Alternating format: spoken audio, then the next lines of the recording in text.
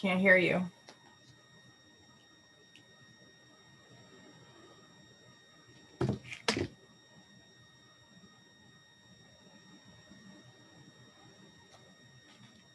We can't hear you.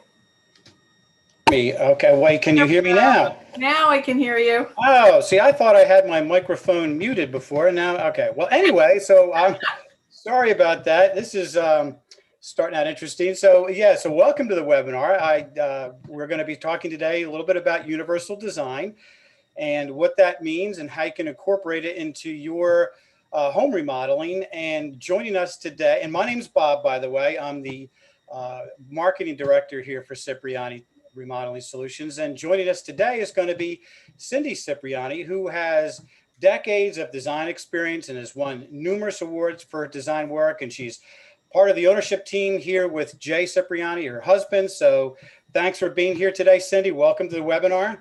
Glad to be here. I'm glad everyone could join us this morning. It's going to be a great morning. It's beautiful outside today. This is a great topic. There's lots of things to discuss about universal design. And so for the next hour or so, that's what we're going to be talking about. And we're just talking about concepts about it, how we can use it in your home remodeling projects, with your kitchens, your bathrooms, or really anywhere throughout your home. And before we get started, I just wanted to go over a couple of housekeeping items. And just to be able to ask any questions you may have during the meeting, you can click on the Q&A button that's down at the bottom here. If you scroll your mouse down to the bottom of the screen, this little bar should pop up and you can click on Q&A. You should be able to type in any questions. If you've got a smartphone, you probably have to tap the screen in order for that to come up. And once again, you can click on that, ask your questions. We love to make it interactive and ask things as you're thinking about them. So let's do that. And we'll go over what our agenda is going to be for today. We'll talk obviously about universal design, reasons why you may want to incorporate it, and when you think the best time to implement it would be. There's a lot of things with universal design that could be barriers to your home. So we'll talk about that, whether it's in the entrance or whether it's in your kitchen or bathroom. And then we'll have a summary at the end and have a little Q&A where we can ask Cindy some questions. But you don't have to wait till then. You can feel free to talk about, ask your questions whenever we're at in the, wherever we're at in the meeting. So Cindy, let's get started. And why don't you just tell us a little bit about what universal design is? Universal design is really just overall good design, because what it does is it refers to designs and features and products that really make housing more accessible to people of all ages and with a wide range of abilities, disabilities. Doesn't matter, what age you are. And this design and composition of an environment is so important because it can change over time, and it needs to be accessible so that everyone can understand the space and have the greatest use of it possible. So it really refers to doing elements in the design that make things easier for people, no matter what ability, disability, or age. So such things such as like lowering light fixture switches, or faucet handles that are easily turned on and off, making sure doorways and are wide enough. Just things that when you're designing, you're putting in to a space so that no matter who lives there, they are able to have full accessibility to that area. And adding these features in the home just really makes sense because after all of us, if we're fortunate, get older. And we like to stay in our homes. And also there's different generations that can come in and use the same space. Right. So many universal design features, if it's planned out correctly, really don't add to the cost of the project, but really adds to the longevity of the use of that space. Excellent. Good points. Yeah. So it's really about accessibility and staying accessible in your home for a long period of time. Great. So, and let's talk a little bit about accessibility and how that could look for people. Yeah, I mean, accessibility can be beautiful. Years ago when you thought of accessibility or universal design, a lot of people thought of hospital-looking settings. And that is certainly not the type of design that we're talking about today. We're talking about designing rooms to be safer, to be easier to maneuver in, and also to be efficient for small children, for adults, as well as those who may have maneuverability challenges. So it's really a benefit to everyone of all abilities. And during this webinar, we're going to provide you with some guidance on selecting and installing universal features that will improve your home both now and in the future, and will also increase your home's marketability. Excellent. Yeah. So it's good point. So let's start diving into that then. So there really could be a lot of reasons why someone may want to incorporate universal design features into their remodeling project. So Cindy, why don't you highlight what some of those reasons may be? Well, it really recognizes the choices that you're making and that you're facing in the months and years ahead. And these might include, sudden changes in your living circumstances for just a health crisis, or if you had an accident or an injury. I know a lot of people say, and we'll talk about bathrooms a little later, but when we do a shower and we say, let's put a grab bar in there, they're like, oh, I don't need a grab bar. But if you sprained your ankle or broke a leg, skiing or snowboarding, you would need that feature. So it's just, it's not just for aging. It's also to maybe take care of parents who come to live with you. They may have some maneuverability issues for their health that you could consider, or maybe even children who've left the house and then you want to convert some of their space for them to come back. And we see last year with COVID, so many college age students were coming home because they weren't able to live, in their dorms. Younger people were coming home. And so you had many generations living in one house. And so having universal design for taking everybody into account is really important. Awesome.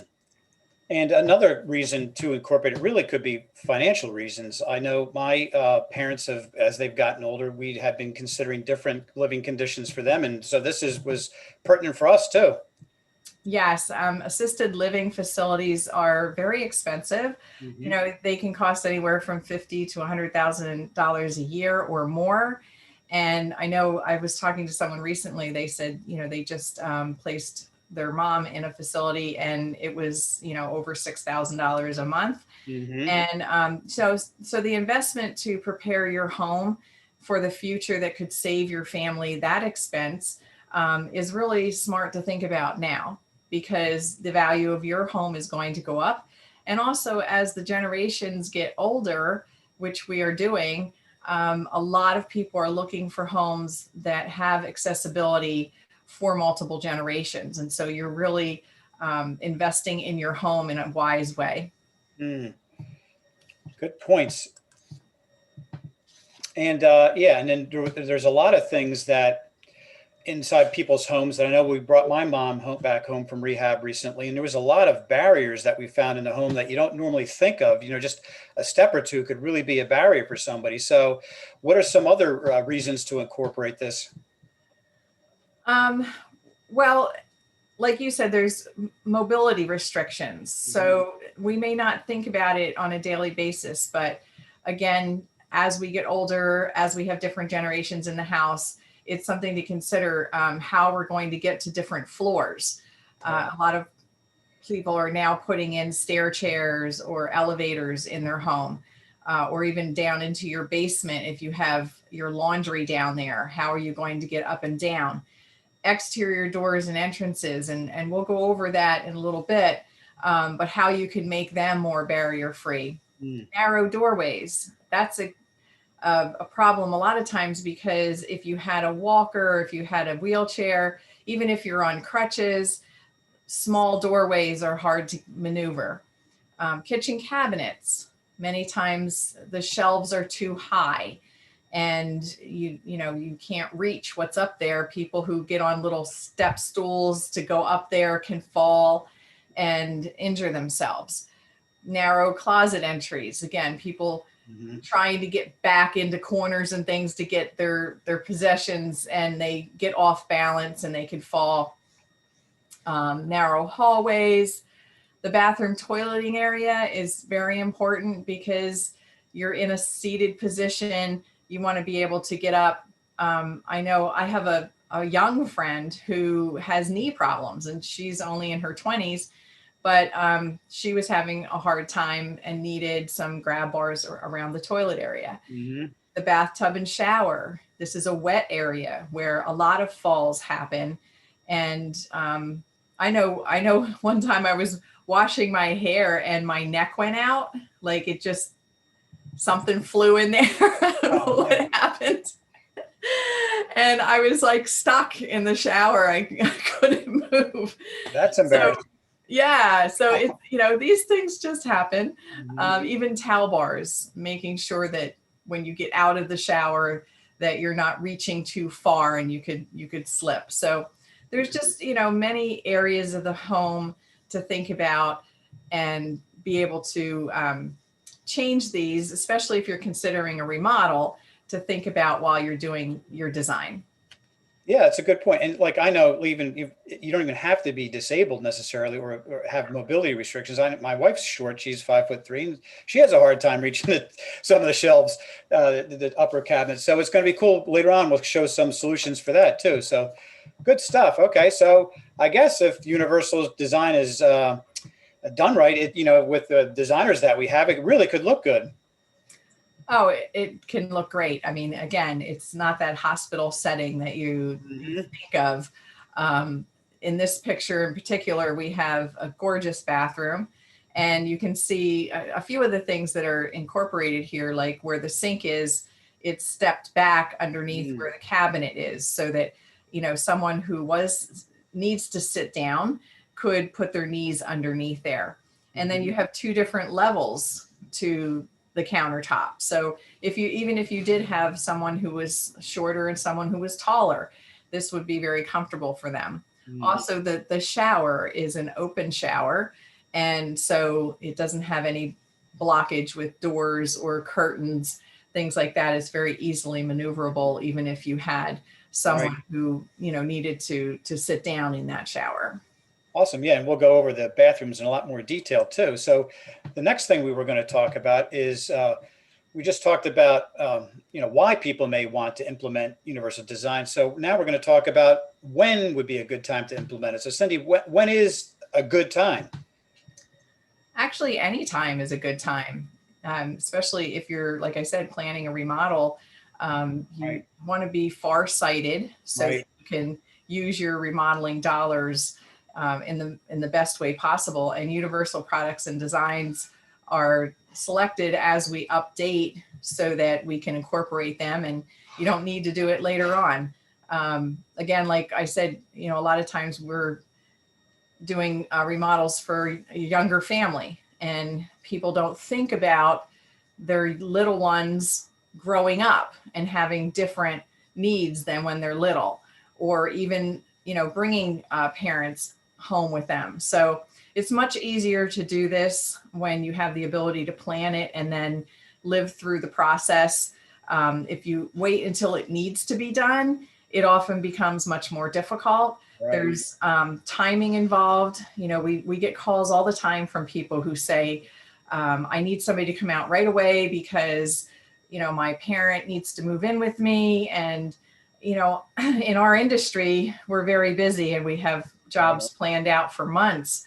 And so if it becomes an emergency situation, that just adds to more stress. So why not do it when you're calm, cool, and collected, and you can think it through and design that process, and then Right. don't have to give it another thought. Yeah, and if it is an emergency, you may not be able to get it done exactly the way you want it because you have to get it done fast, and so you may have to get it done the way somebody can do it at that moment. So it may not be what your ultimate plan would be. So yeah, Yeah. thinking in the future is good. And what's up? What's what here? We're talking a little bit more about some, how to accommodate some needs. So why don't you talk about this a little bit? Well, home modifications required to meet an immediate need are typically undertaken out of desperation. Right. And, like we said, sometimes you're not able to hire the best person to come in to do the work. Mm-hmm. And because things need to be done quickly, you may not be able to pick the exact things that you want because of ordering times. Even going shopping for bathroom items, some items that you may want take 6 to 8 weeks to come in. So, you don't want to wait until there's like a recent injury or, something that happens unexpectedly and then want to do this right away. It's better to say, you know what, let's plan this now, especially if you need to remodel anyway, update your bathroom or your kitchen. And, let's think about what our future needs might be and then incorporate it into the universal design. And that's really what remodeling designers are trained to do, to think of the things that you don't think of. Good. Excellent. All right. Well, we're going to move into the next section here now. We're going to talk a little bit about some entrance barriers that may be, hindering you from getting into your home. And we're going to talk about some solutions for that to make it more accessible. So Cindy, here we're going to review some common entrance barriers to our home. So why don't you go over those? Well, again, these are things that you may not think about now, but all of a sudden you have someone coming to your home who is a little bit older or has a disability, and all of a sudden you realize that they're going to have a difficult time getting in your home. And some of these things are like just the handle for the door. When you use a knob, people who have trouble grasping or, it's even inconvenient if you have packages or children with you. So a simple thing like a doorknob can be an entrance barrier. Number signs with low contrast or small numbers are hard to read. This is so important for emergency people, police, fire, ambulance. You call someone at night, if they can't read the numbers on your house, they're going to take longer to get to you. And this could be a real problem if you're having a big emergency. Doors requiring greater force than 8 pounds are hard to open. And even having a doorbell, if you don't have a doorbell or don't have a peephole to see who's there, you never know who's going to be on the other side of the door. Mm-hmm. Lighting is really important, especially at night. If you don't have enough light, you may be accustomed to that, but someone coming to your home to visit may miss a step or, fall off the side of the porch or, not know where to ring the doorbell. So that's important. And even unprotected drop-off areas. And what we mean by that is, like in this picture, there's no guard rails, there's no railings on the side of this porch. And even though it's only 2 steps up, if you fell off of that unexpectedly, you could really get hurt. And no handrails. So again, getting in and out of the door with packages or trying to get down those steps, there's no handrail to hold on to.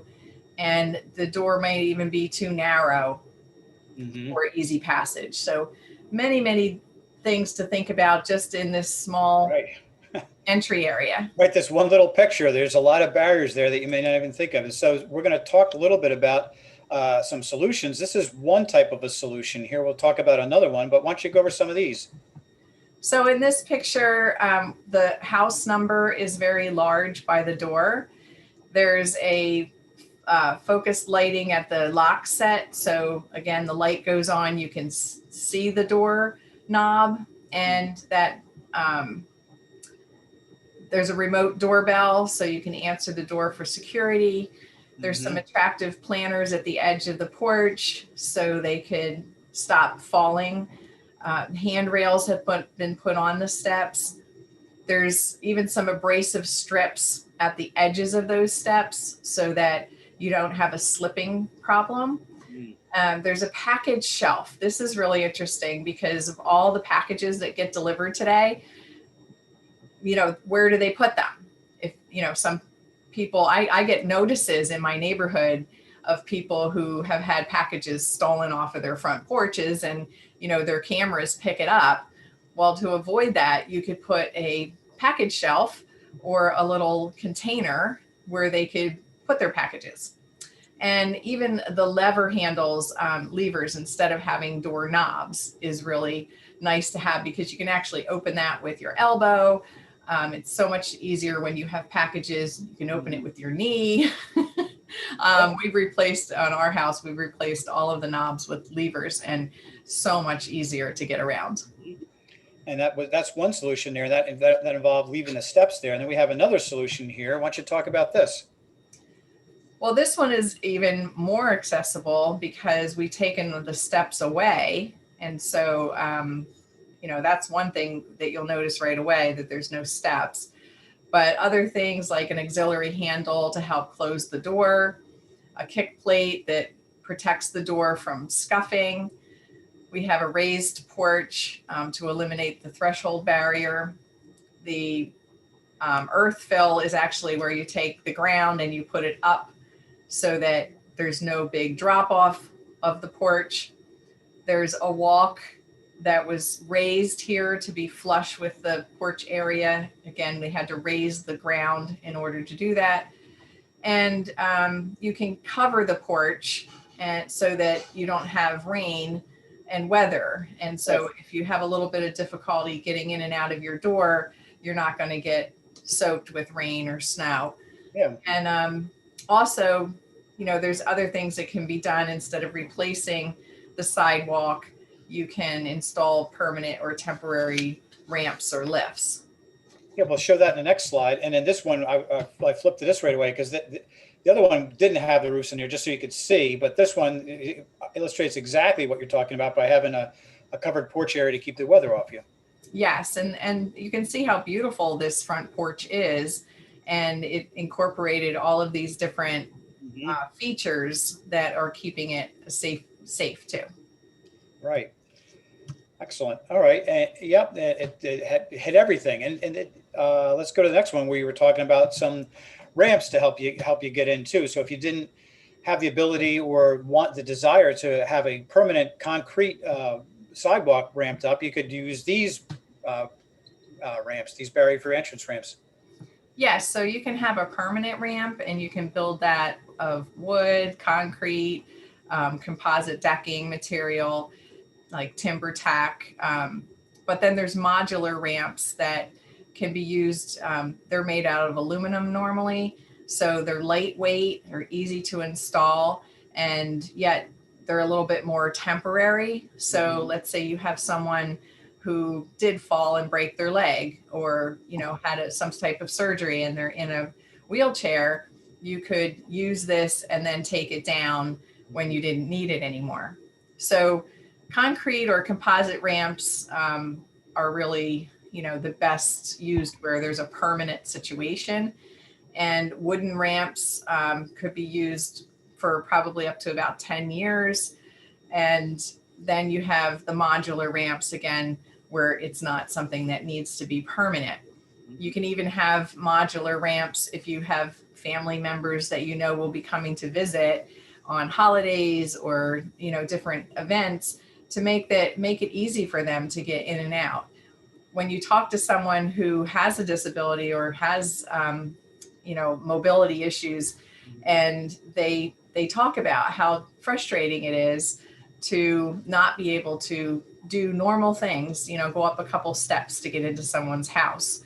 And so they're really a lot of times more confined to their own home. And so it's really a blessing for them to be able to have people think about having them over and, making it easy for them to do that with having things like a modular ramp. Good. All right, the next section here, we're going to have a little video that we're going to play, just that's kind of highlights how these doorknobs work that allow you to have a barrier-free doorknob. And they're really cool because you saw that one there, that you're just pushing it, and that allows the door to open. So just a little tap, the door opens. You could also push it, pull it, or rotate it. So there's some pretty cool products out in the market too for doorknobs to allow you to have a barrier-free entrance. And another thing that Cindy was mentioning before too is sometimes your doorways may be wide enough, but the door itself kind of gets in the way. So we have another video here that shows how we can install hinges to solve that problem. So this is a regular door frame, and how see, when you open the door is in the way of the entrance to the door, and that can block the ability for a wheelchair to get in. And then what he's going to do here is show another solution where you're using a hinge that gets the door completely out of the way, so you can use the full width of the doorway to get inside your house. Pretty cool idea. That is really cool. And you know, the difference there is probably about 2.5 inches. And you may think, well, 2.5 inches isn't that big of a deal, but it really is.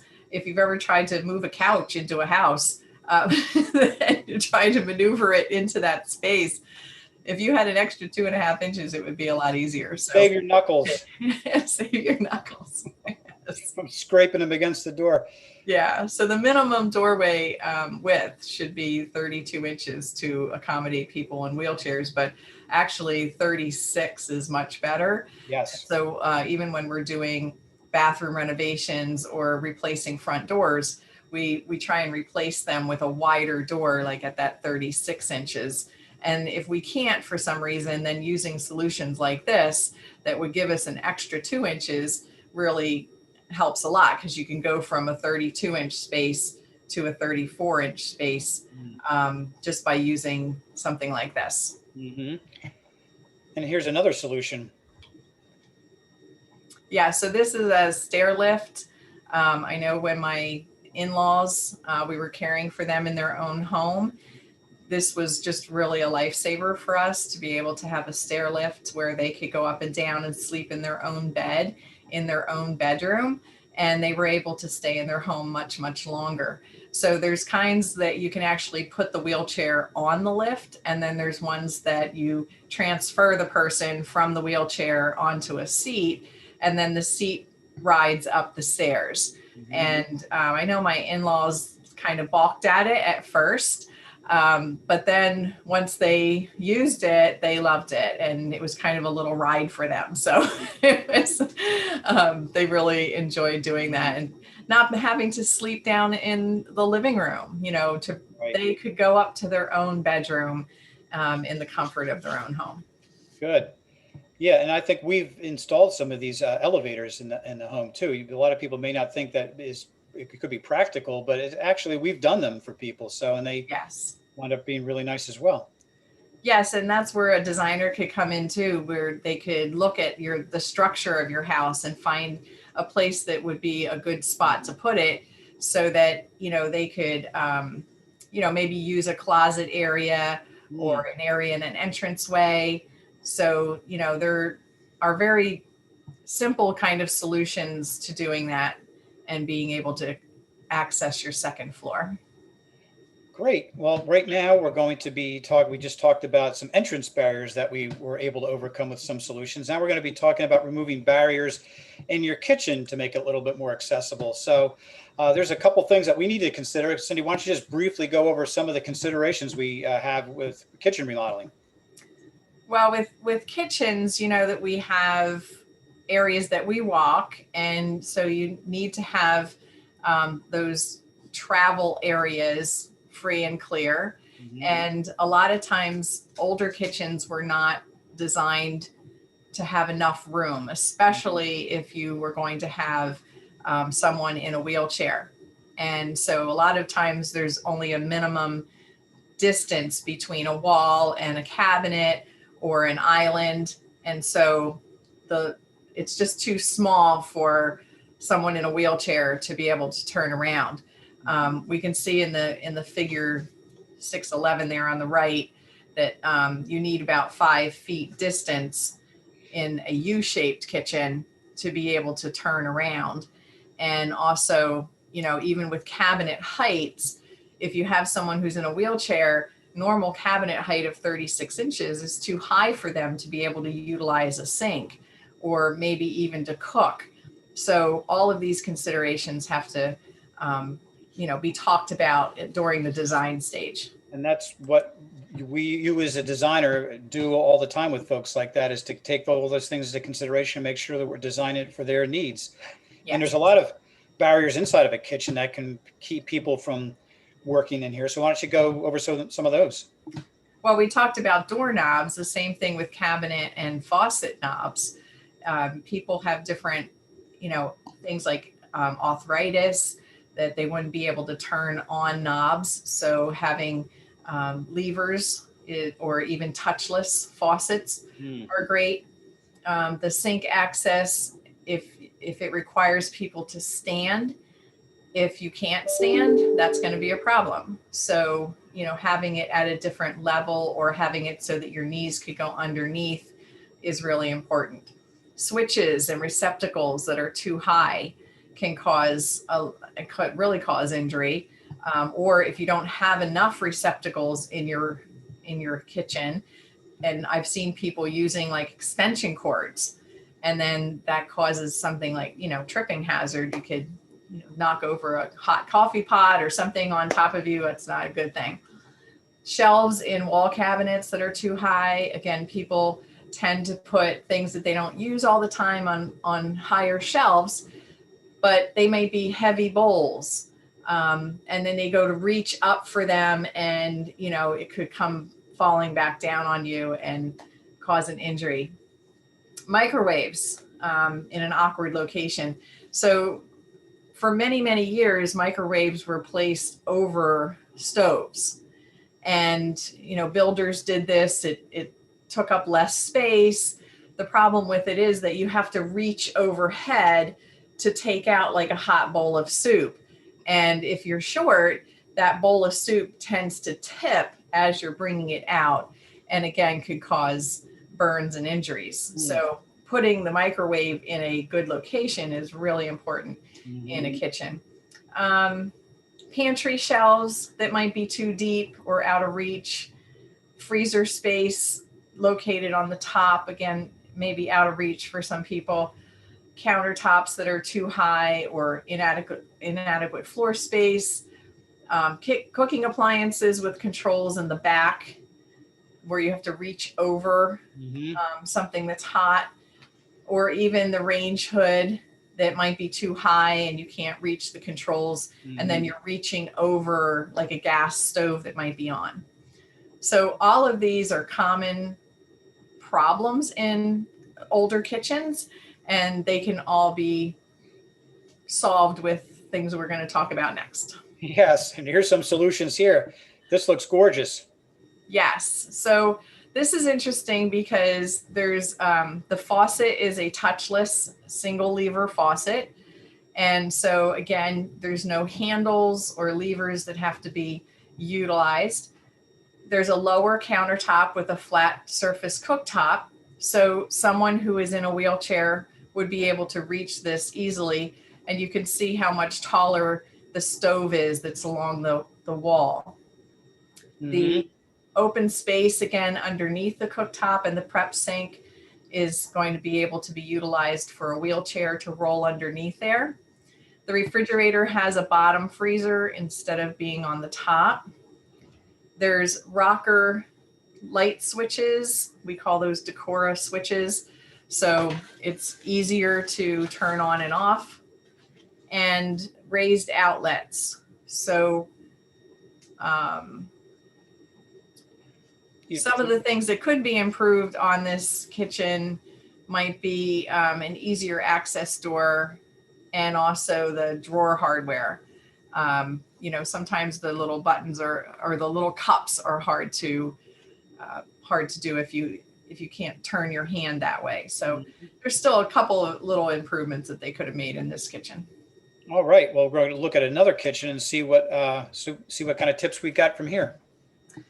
Yeah. So this one is especially designed for a wheelchair, and I love that wheelchair. It's like so awesome. It looks like a piece of artwork. It looks like the dog likes it too. So up in the, we'll start with number one, I guess. The bottom freezer is easily accessible.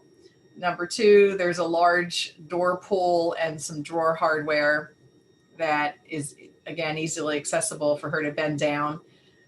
The number three is a convenient height oven with a side swing door rather than a traditional drop down door, because you can imagine if you're in a wheelchair and you pull that oven door towards you, well, now you can't get to what's inside the oven. So having a side door is really the way to go. Number four was the upper cabinet pull down shelves. So there's actually a bar that you can reach up and you grab that and you can pull all of those shelves down to the level that's accessible. There's convenient height switches, number five. And number six is the lower height countertops with the leg room underneath. And then there's also a single lever faucet.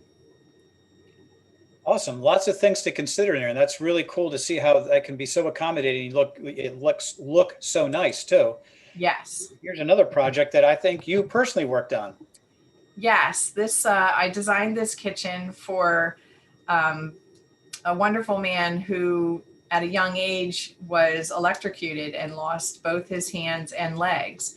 And he loved to cook. And so his cooktop is actually there in the island, and it's faced the opposite direction than you would normally think of having it, because of his wheelchair that he actually has a button on it that he can stand up to cook or sit down. Oh, wow. So on either side of the cooktop, we put pull-outs, and in those pull-outs, he has hooks for arms. And so he's able to easily reach down into containers that are in there to pull out spatulas or spoons, spices, anything he needs is within reach in order to cook.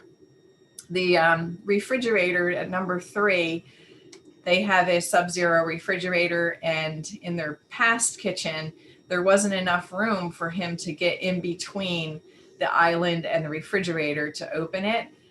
And so even though it looks small here, it's just the angle of the picture. There's actually adequate room there for him to be able to do that. Very cool. Excellent. Very thoughtful, Cindy. And here's some other ideas in the kitchen for like what you were talking about before with having the swing out door, right? Because obviously if you're pulling it towards you, you're going to be creating your own barrier. Yes, this is a swing out oven, and it also has a little shelf underneath that could be pulled out so that if that tray was too hot, you could just drop it down onto that and it wouldn't land in somebody's lap, which is a great feature. Also, the microwave drawers are becoming really popular because we can put them in islands, and when you're standing, you can reach, put your bowl or cup or whatever into the microwave and it slides shut, and then you just bend over and pull it out again. I just got one of these and I love it. I have to say I love it. So again, accessibility, really, really important. Maximum heights for things like ranges, cooktops, dishwashers. They, all have their design specifications that we go by, and even controls, making sure that everyone has access to the controls and are able to reach them.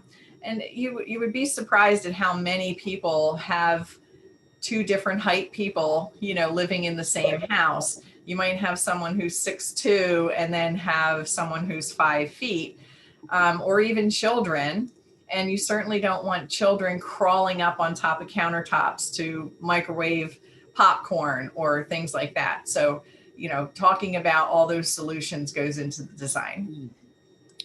Good. And here's a couple other solutions that we've got for people to get access to their things that are inside their cabinets. Yes, this is another type of pull down shelf. So you can see the handle on the bar at the bottom. So you could reach up and grab that and then pull both of those shelves down. So convenient.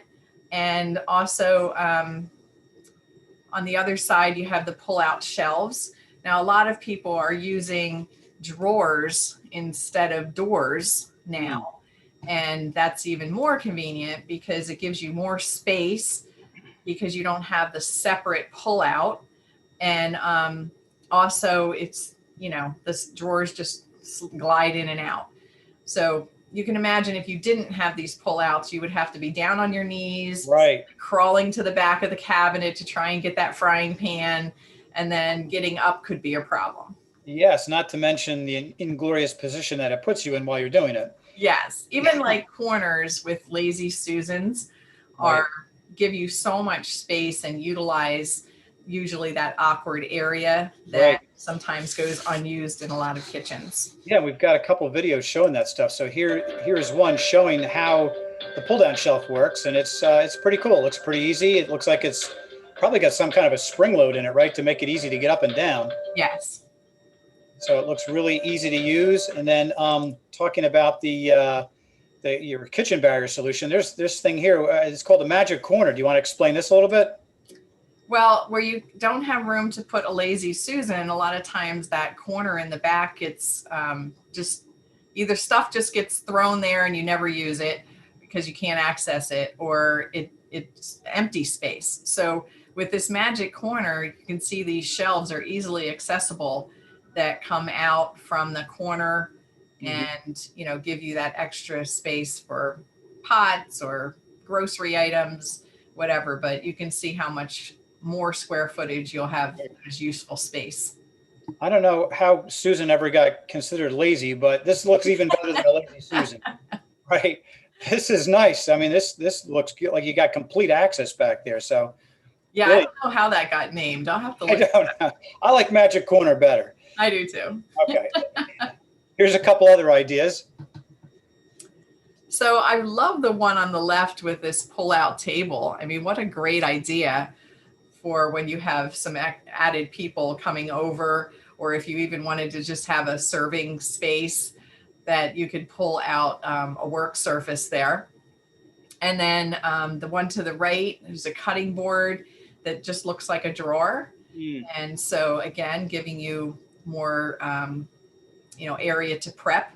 In this particular kitchen, this is a more accessible kitchen because you can see how you could put your knees underneath the cooking surface. The countertops are lower and they have their oven down where that's accessible also. And then they have the open shelving, which is great. That's very popular today. Instead of doing cabinets, to just put your dishes right on an open shelf. And how much better accessibility can you get than that? You don't even have to open anything up to get to them. Great. Well, just as a reminder, if anybody out there has any questions, feel free to type them into the Q&A. We've got another person in the background, Max, who is looking to see if anybody's got anything, and he'll let us know. So feel free to type your questions away. We're going to be moving into our next area here with bathroom barriers. But before we get there, I'm sure with all the things that we discussed with kitchens, there may be some questions. So go ahead and ask them now. Yeah, Bob, I have one question from online. And Cindy, I was wondering, if someone's looking to kind of do universal design throughout the house, is there a space you would recommend to start with if there is an initial high frequency space that they should be looking into to start? I would say start with the bathroom. And that's what we're going to go into right now, is some of the things that you can do to consider in the bathroom area. Awesome. Is that it, Max? Anything else? That is it for right now. Okay, very good. All right. Well, we will be moving into bathroom barriers then, and talking about how we can be removing those barriers to make them more accessible. So once again, just like kitchens, there's a lot of things to be considering. So Cindy, why don't you talk about some of the considerations with that? Well, accessible bathroom designs should be based on the guidelines from the American National Standards Institute. And in these, in this blah, blah, blah, in these guidelines, it gives us specific measurements to go by. Right. So anyone who is a remodeling designer has been trained in these specific dimensions. So as you can see, like the turning access for a wheelchair, or the space for what they call a T-turn, where you would pull in, be able to back up a little bit, turn towards the sink, and then come out of the bathroom. And even for the lavatory to have space underneath for your knees, and they give us specific measurements here as even Good. for heights. Good. And just like in the kitchen, there is all kinds of barriers in the bathroom, and in some cases, these could even be a little bit more dangerous, right? So why don't you discuss some of those? Yes, the reason I said start with the bathroom is because we're most vulnerable in the bathroom. There's wet surfaces. There's, times when you're in there by yourself. So all of these things have to come into consideration. In this picture, number one is the mirror, and the cabinet might be too high for someone who is in a seated position, or even someone who is a little bit height challenged. Then you have, and kids, sometimes we forget about the kids. They want to see themselves in the mirror, and they actually climb up on top of the vanity and they can fall off. So having a lower mirror somewhere in the bathroom is a good idea. Handles, again, should be for, being able to turn things on and off. The fixed shower head is difficult to reach and adjust. The sliding glass door track is very painful to sit on. Anybody who has tried to bathe children with one of these doors understands that. And cleaning, they're very difficult to clean. The bathtub is hard to step over sometimes if they're too high, and there's no grab bar in this picture. There's minimum floor space for maneuvering. The floor surface can be slippery. The door's too narrow. The threshold's too high. The cabinet front approach can be blocking someone that has mobility devices, such as a wheelchair.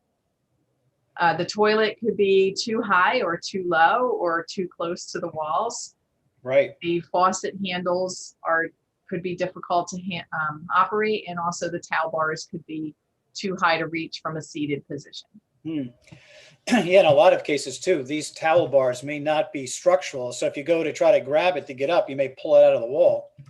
Yes, and there's even shower heads now that are on bars. And people, it's nice because you can adjust the height of them, but people think that they're grab bars. And if they go to slip, they grab it and it comes right out of the wall. Oh. So, that's a common problem. Well, here's some solutions that once again look absolutely gorgeous in a home. So why don't you discuss some of these? So this is the best option for people of all ages, especially those who have walkers or wheelchairs. The shower has absolutely no rim to step over. So this allows easy access. It's completely open. And a lot of times people will say, well, is it cold? You can see there's a glass wall there, but there's no front to it. There's no door. And actually, it's not cold when you're in these showers. If you go to Europe, they don't have separate showers a lot of times. They have a shower head on the wall of the bathroom, and they have completely tiled rooms like this one, and they just shower in the bathroom. And the first time I was at my son's house, who lives in the UK, and experienced that, I said, oh, well, this was different, but it was not cold. It was actually good. So we also have, let's see, task lighting, easy to use shower controls, and adjustable shower head on a rail. Again, the rail in this case is actually put into the studs, so that if someone did grab it, it wouldn't pull out. There's a hydrotherapy tub that has good task lighting. There's a well-lit mirror at a convenient height. There's dual vanities with an open bottom for roll-up access. And then there's lever handles on the faucets. Good. And we've got a few more of these bathroom solution photos to talk about some more ideas. This one has a floating vanity, they call it. So it has easy access for someone if they're in a wheelchair, but also even just standing, it's comfortable to have your feet underneath there. It's also easy to clean underneath the vanities because they're up off the floor. You have different vanity top heights. The mirror heights also match the vanity. And notice how tall these mirrors are too. So that makes it easy for anyone of any height. There's lever handles on the single faucets. So that's much easier than trying to do a hot and a cold. And there's convenient switch and outlet locations. Okay, and we've got two more examples here. This is one. In this one, you have again, floating vanity, which has easy roll-up access. You have a walk-in jetted tub, a barrier-free roll-in shower with a bench seat, and a shower head on a wand. So you could sit on that bench seat and bring the shower head over to you. And oftentimes you can't see it in the picture, but probably behind the number 4 is a little hook where you could put that shower head so that it would hit someone who's sitting on the seat and they wouldn't have to hold it the whole time. Good idea. Clever. And in this one, again, we have a barrier-free shower. We have the handheld shower wand on an adjustable rail with a bench seat. This seat is a fold down, so it doesn't have to be in that position the whole time. It can be folded up against the wall. There's a comfort height toilet with a grab bar. There's a floating vanity and also no threshold at the entry door. So there's a lot of different creative, clever ideas that you can do to remove barriers in your bathroom and really have it look stylish. And here's some ideas here for grab bars. They don't, like you were mentioning before, a lot of times people think when they think in universal design, it looks rather institutional or hospital-like, but some of these things really function well, but they don't look like they're, a grab bar.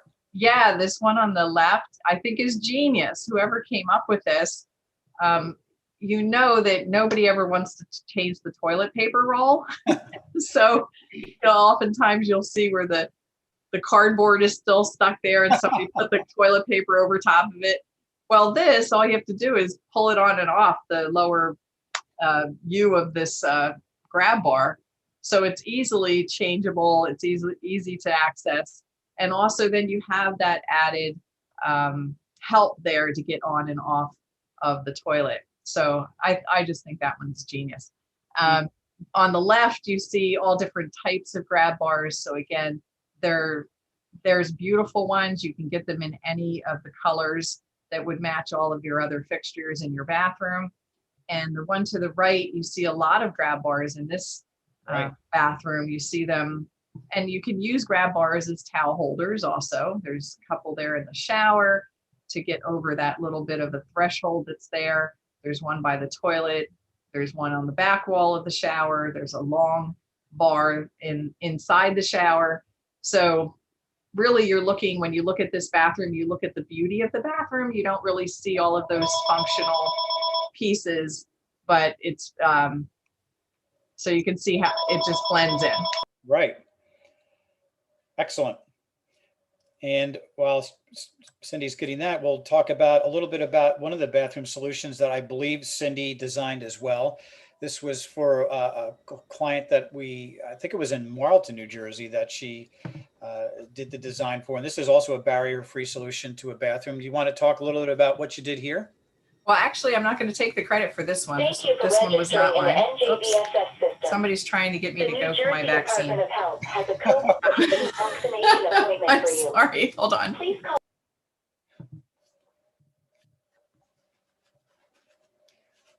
Okay. This was actually one of our designers, and there was a young woman who was in a wheelchair, and she just loved color. She was such a bright and vibrant person. And she said, I want to wake up and go into my bathroom and just be happy. Mm-hmm. And so the colors that they chose in this bathroom, I just think are amazing. The open shower, you can see it has no threshold. It also has a linear drain that's up against the wall. And so this was made to tilt towards that drain so that the water didn't go all over the bathroom floor. There's also 2 heads So it was more easily to use to help her shower. She actually had a shower wheelchair that was made from, it's not plastic, what's the other word? Yeah, but Like a composite material that could get wet. And so this was very helpful for her mom to be able to help her to shower. awesome. And then they took that color and ran it into where the sinks are so that it formed this beautiful border. The countertops are lower than normal. And do you notice that there's mirror all the way around as a backsplash on the counter? And the reason for that was that when she was seated in her wheelchair, she could still see herself in the mirrors. So she wanted to be able to also make this for resale value, that if anyone, if they ever sold the home, they could just put up some glass on the shower and have an enclosed glass shower, and anyone would be able to use the countertop because of the higher mirror. Excellent. Well, that's clever. And I like that explanation. It makes sense with how everything was tied together. Well, that is it for the presentation. So we're just going to give you a little summary about what we went over. So part of what we're discussing here with universal design is it's really meant to remove barriers in your home, to allow you to easily get entrance to your home, to allow you to easily use your kitchen, your bathroom, basically every area of your home. You want that to be open and functional for you. And hopefully it's going to provide easier maintenance for you too. You'll be able to get access to things, pull them down, use all of your space. And with having a designer like Cindy come out, or anybody from our company come out to your home and talk to you about it, your project, and having their design eye, it's really going to improve the style of your home too, and the resale value of your home as well. So as well as saving you money from, possibly having to use a facility in the future. This is really a lot of benefits to it. So anything with the Q&A, Max, that we have going on now? Only two questions, Cindy. Sure. The first one is, if obviously the point of this presentation is aging in place in your home. So if someone isn't suffering from a disability, is there a certain age range where people might want to start considering this, especially if you're going to stay in your home? I don't ever think it's too early to consider these things. Now, you may not want to incorporate all of the suggestions that we had for wheelchairs, but putting in grab bars, putting in pull down shelves, making sure that your appliances are accessible to anyone of any age, all of those things, getting in and out of your house with the lighting outside and the type of knobs you have. It's never too early to do any of those things, because it's not just you, but it's anyone who you would want to come to your house also.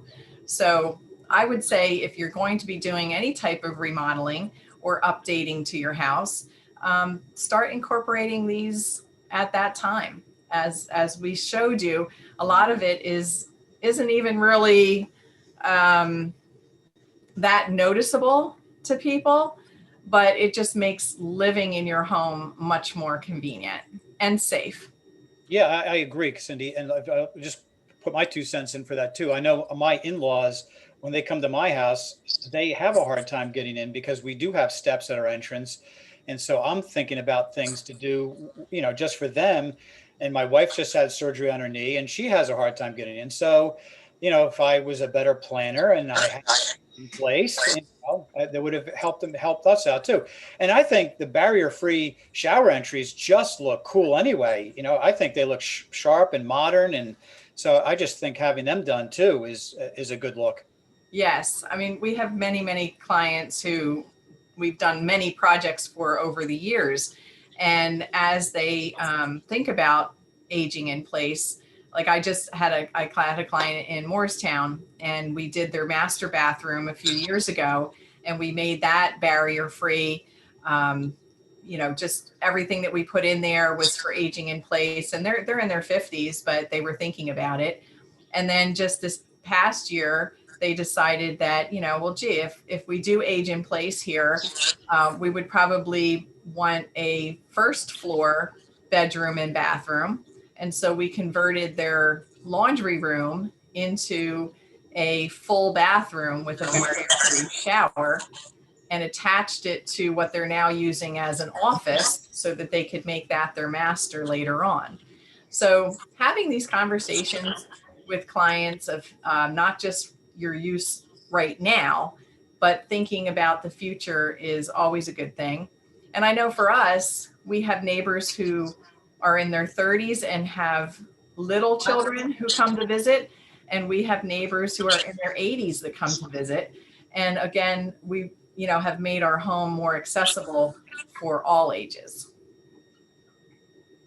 Awesome, guys. And Cindy, maybe you could stress this too. This is such a specific type of design. How important is it for homeowners to work with the right designer who has experience with this type of design?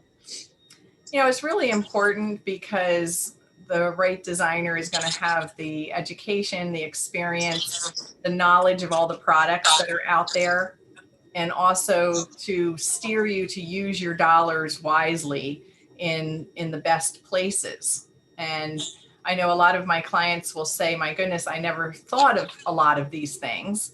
And that's why we do what we do. That's our expertise. So, it's like going to a lawyer and they do what they call a fire drill with you. What if this happens? What if that happens? We're actually, doing some estate planning right now. And I said, oh my goodness, I never thought about all these different scenarios that could happen. Well, it's the same thing with us going into someone's home. We're going to be able to tell them and walk them through different scenarios that they may not have thought about, but is really important to do while they're remodeling. And again, like we said, it's not things that are going to cost a lot more. It's just a matter of making the right selections and design. Awesome. That does it for the questions here, guys. Okay, well, I'll just give you one more second. If there are any questions, feel free to get them in now. But otherwise, I just wanted to thank everybody for attending this webinar. We really appreciate the time that you have invested in learning about universal design. And if you do have any other questions, please feel free to contact us at our office. We've got great people there that want to meet you and see what we can do to help you out with planning a project out and getting it done exactly the way you want it to. So, feel free to contact us at any time with that. And with that, I guess we'll wrap the webinar up. So we'll just thank you, Cindy, for all of your expertise and your presentation. And thank you, everybody, for attending. Thank you so much for attending. All right. Have a great day. Bye-bye, everyone. Bye.